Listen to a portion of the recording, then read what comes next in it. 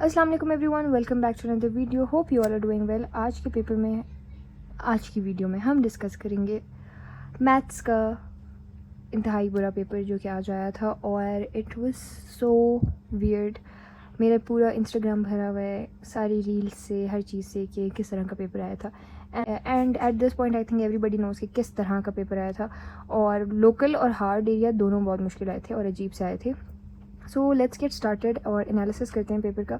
Even though I didn't want to make this video और even post it, क्योंकि मेरा दिल ही नहीं कर रहा मैथ्स का पेपर दोबारा देखने की, मतलब मेरी हिम्मत ही नहीं हो रही ये पेपर दोबारा देखने की। लेकिन बहुत सारे मैसेजेस आए थे, so we are finally making this analysis. और इस एनालिसिस के बाद I am definitely tearing this और मैं इसको फेंकने लगी हूँ क्योंकि I can not bear with it any more. मैं इसको और देख ही नहीं सकती।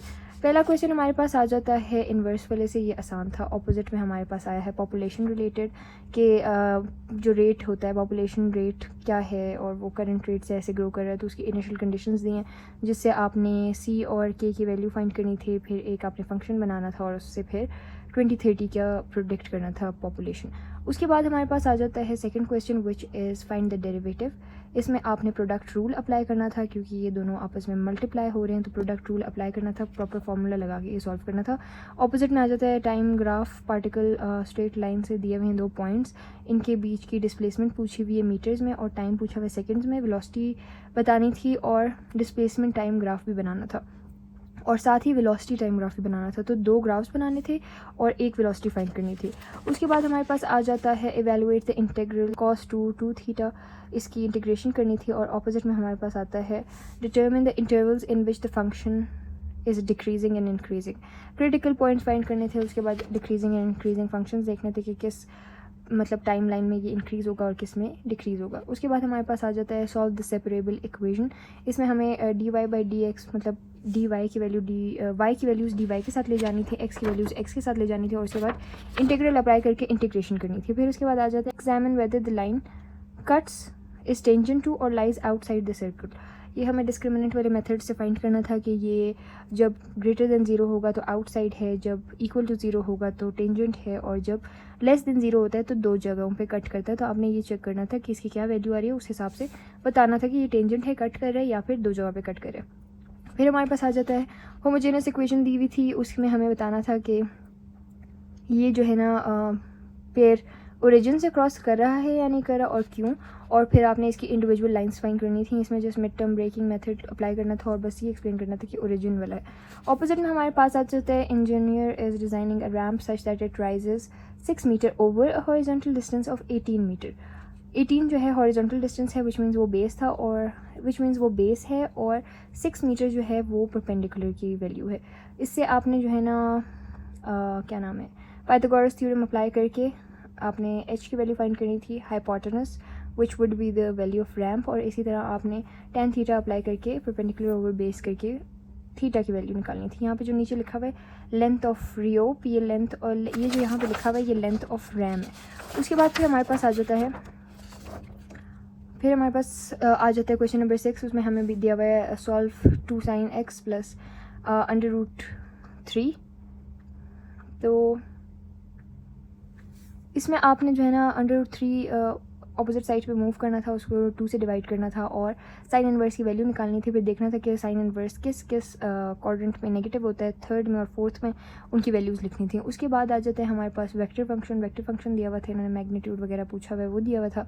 फिर हमारे पास ये पैराबोला का दिया हुआ है, पैराबोला की इक्वेशंस है, वर्टेक्स पूछा हुआ है, focus, directrix, length of latus rectum. ये हमारे पास आया है चैप्टर 7 से। उसके बाद हमारे पास आ जाता है find the equation of perpendicular right bisector of the side joining. अच्छा, m और n की वैल्यूज़ दी हैं, इसमें से हमने मिड पॉइंट फाइंड करने थे, वो मिड पॉइंट परपेंडिकुलर की वैल्यू होती। इसी तरह हमने m और n का स्लोप फाइंड करना था।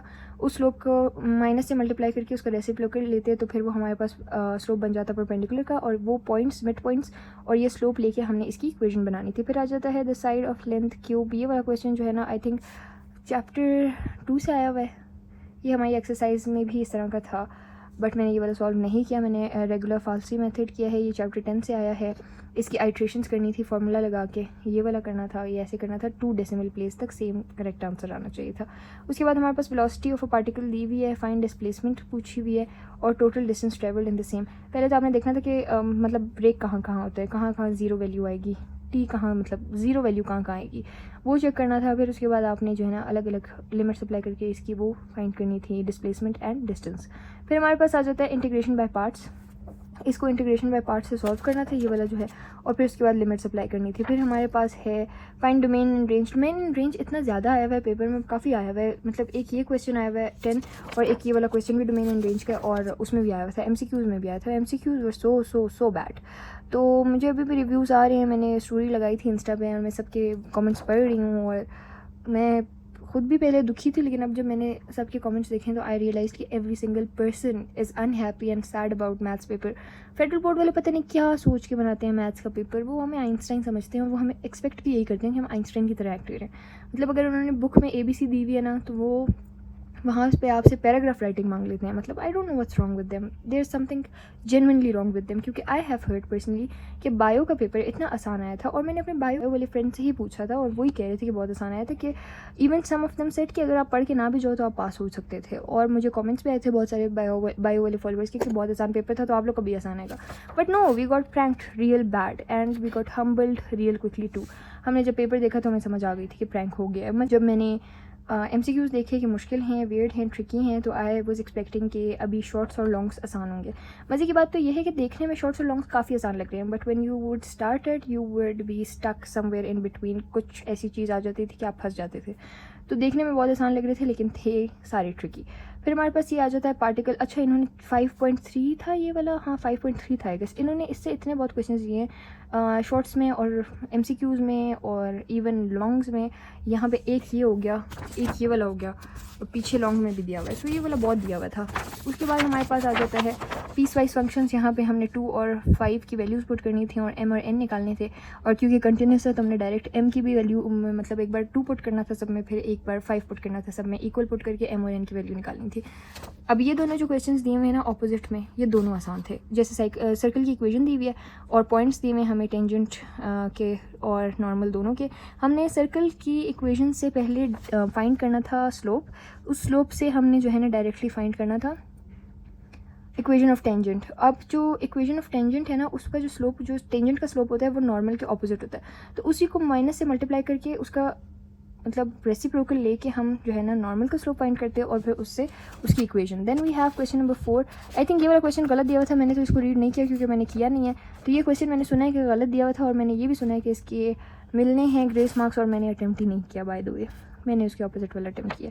सो या एवरीवन वाज सेइंग ये क्वेश्चन गलत है, और इसकी जो है ना मतलब गलत दी हुई है, क्या कहते हैं, ये जो हमारे पास रेंज दिया हुआ है ना -2π से लेके 2π तक, ये इसकी रेंज है ही नहीं, तो ये गलत दिया हुआ था। और इसका सब कह रहे हैं कि 8 के 8 मार्क्स आपको मिल जाएंगे फ्री के, grace marks. And the bad thing is कि मैंने इसका ऑपोजिट वाला किया, लेकिन अल्हम्दुलिल्लाह ठीक किया, तो इट्स फाइन। तो ये वाला जो क्वेश्चन है 4, इसमें हमने फाइंड करना था क्रिटिकल पॉइंट्स। अच्छा, क्रिटिकल पॉइंट्स फाइंड करना बहुत आसान काम होता है, लेकिन भाई इसके तो क्रिटिकल पॉइंट्स भी साइन थीटा कॉस थीटा की फॉर्म में आ रहे थे। Then we had to take second derivative, उसमें हमने पुट करने थे क्रिटिकल पॉइंट्स, लोकल मैक्सिमा और मिनिमा फाइंड करना था। फिर हमें 0 और पाई जो दिया हुआ है ये हमने पुट करना था उसके डेरिवेटिव में, और फिर उसमें ग्लोबल मैक्सिमम और एब्सोल्यूट ग्लोबल मिनिमम फाइंड करना था। फिर उसके बाद हमारे पास आ जाता है ट्राइंगल। वर्टिसेस दिए हुए 3 ABC, उससे हमने जो है ना राइट बाइसेक्टर कॉन्करेंट है ये प्रूफ करना था। AB का मिड पॉइंट फाइंड करना था, BC का और CA का, सबके मिड पॉइंट्स फाइंड करने थे। AB का स्लोप, BC का स्लोप और AC का स्लोप, सबके स्लोप्स फाइंड करने थे, स्लोप्स ऑपोजिट करने थे। उसी पॉइंट से स्लोप से जो है ना तीनों इक्वेशंस निकालनी थी और वैल्यूज़ निकालने थे, और फिर पॉइंट ऑफ कॉन्करेंसी बताना था कि ये सारे कहाँ पे कॉन्करेंट है। उसके बाद आ जाता है ऑपोजिट में पार्शियल फ्रैक्शन आया हुआ था। अच्छा, AX + B एक बनता और फिर दूसरा बन रहा था C। तो ये वाला जो आता है ना, ये नीचे जो ये फर्स्ट वाला है, इसके साथ ऊपर आ रहा था AX + B, सिर्फ A नहीं आ रहा था। फिर हमारे पास आ जाता है होमोजेनस, बहुत आसान, ये वाला क्वेश्चन आसान था, ये जेनुइनली आसान था। इसमें हमने y = ux लेना था और u + x du/x कंसिडर करके फिर वो पुट करने थे और फिर सॉल्व करना था। फिर हमारे पास आ जाता है ये पार्टिकल वाला, मैंने ये वाला किया है, आई डोंट इवन नो कि क्यों किया, ये वाला करना चाहिए था, ये ज़्यादा अच्छा था। खैर मैंने ये वाला किया है। इसमें जो है ना हमने वेलोसिटी और एक्सेलरेशन के वेक्टर्स फाइंड करने थे। फिर एक्सेलरेशन का वेक्टर फाइंड करने के बाद ना वो नेगेटिव में आ रहा था, तो ऑपोजिट डायरेक्शन इसमें पूछा हुआ है कि show that the acceleration is directed in opposite direction, तो वो माइनस साइन उसको शो कर रहा था कि ये ऑपोजिट है। उसके बाद जो है स्पीड ऑफ पार्टिकल और मैग्नीट्यूड ऑफ इट्स एक्सेलरेशन। अब स्पीड ऑफ पार्टिकल फाइंड कैसे करते हैं, मैग्नीट्यूड ऑफ वेलोसिटी का जो वेक्टर होता है ना वो लेंगे तो आपके पास स्पीड ऑफ द पार्टिकल आ जाएगी, and the magnitude of acceleration means कि एक्सेलरेशन का जो आपके पास आता है वेक्टर, उसका मैग्नीट्यूड लेंगे तो आ जाएगा. So this was basically the complete paper. और भाई थोड़ा सा वेट था, काफ़ी वेट था, MCQs तो बहुत बुरे थे. खैर ओवरऑल पेपर हो गया है. अभी मैं ये फाड़ के फेंक दूँगी. I don't even want to see it again. And I don't know Federal Board वाले हमारे साथ क्यों ऐसा करते हैं. 9th 10th first year second year हो गई है, 4 साल मैंने पेपर दिए हैं फेडरल बोर्ड में, क्योंकि मैं एक बार भी मैथ्स का पेपर आसान नहीं आया इन 4 सालों में. सो कोई मसला है इनको, मैथ्स से कोई स्पेसिफिक मसला है. और जिसने पेपर बनाया है तो वो तो पता नहीं क्या सोच के पेपर बनाते हैं, क्या है, वी आर सम आइंस्टाइंस और समथिंग. खैर नेवर माइंड, पेपर तो हो गया है. अब जैसा भी हुआ है अल्लाह खैर करे, अल्लाह सबके बहुत अच्छे मार्क्स लाएँ. Pray for me as well, prayers for you guys as well. And अब अगले पेपर पे फोकस करते हैं. एंड आई होप कि आगे भी सारे पेपर्स बहुत अच्छे हों, PBS भी बहुत अच्छे हों. And yeah this was it for today's video. I hope you all liked it. See you all in the next one. Till next time, अल्लाह हाफिज़ एंड बाय बाय.